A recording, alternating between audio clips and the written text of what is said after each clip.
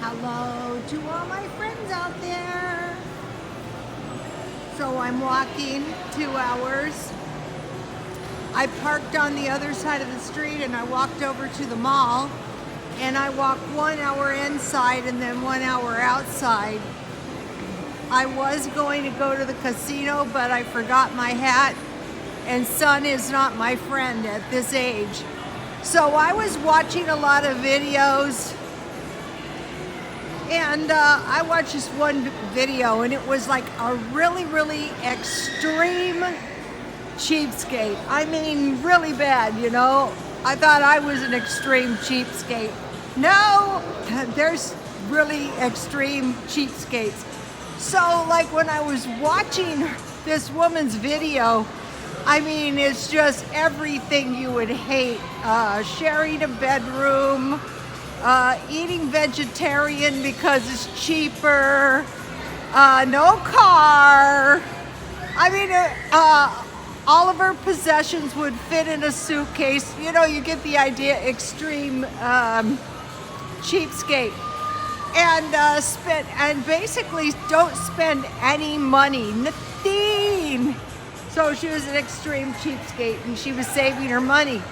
But what they're predicting, as if we have these major defaults in credit, people are not going to want to take credit. They're just going to want to take cash.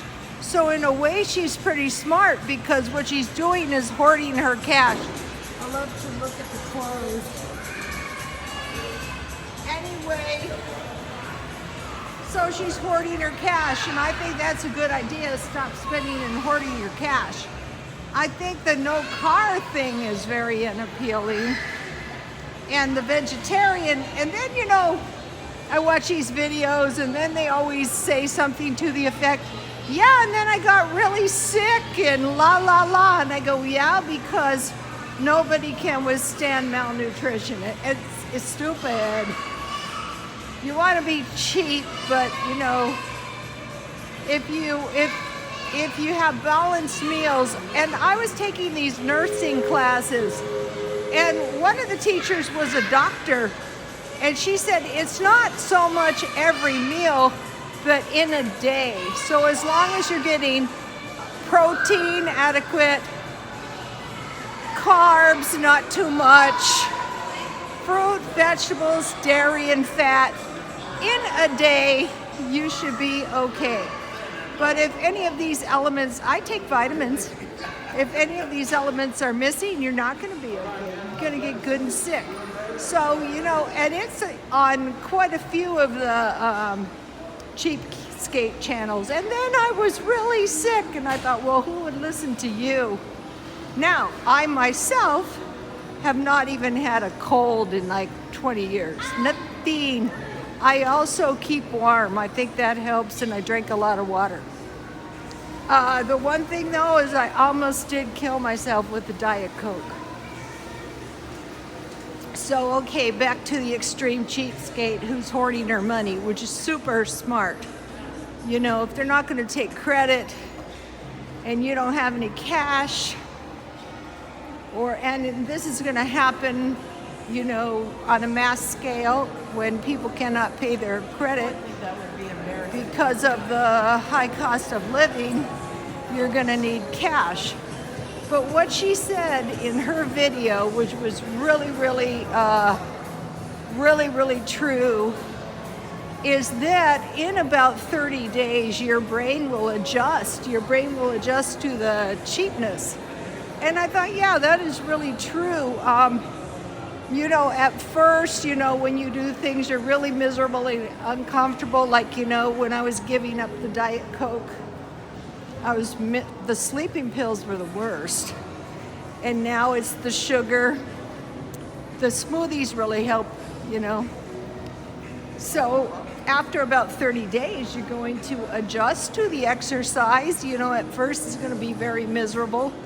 I think the trick to the exercise is find something that's not too disagreeable. Like, I don't seem to mind the walking because I shop at the same time, or I go to the casino. The casino is actually cheaper because when I'm in the mall, I buy stuff. Or even grocery stores, you know, you can spend a lot of money.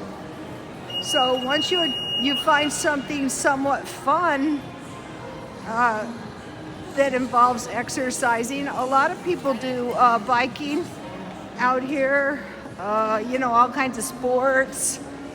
But I like the walking because if you do it indoors or at a mall, you can do it until like 9 o'clock at night. You can get it done. Look at this. How about skateboards? How about surfing? Going to the beach, walking around, or riding a bike is very pleasant too. So you find exercise that's not too unpleasant. And then, you know, you eat your balanced meals, but you make sure they're pretty cost-effective meals. And then you just start shaving the cost of everything you do down, and then you'll adjust to it in about 30 days. So I thought that although like the video was very unappealing in all kinds of ways, you know, the take what you like and leave the rest.